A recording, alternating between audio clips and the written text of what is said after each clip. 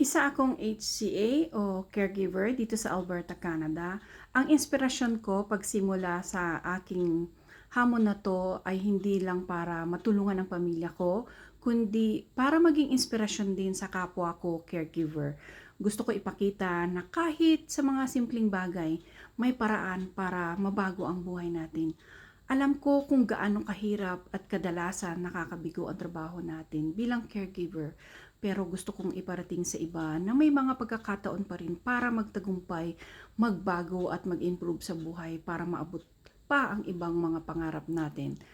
Kahit na ang trabaho natin ay full of challenges, kung kaya ko, kaya rin ninyo.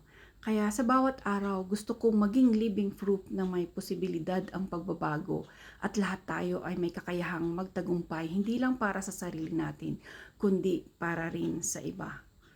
Si Annalisa po ito.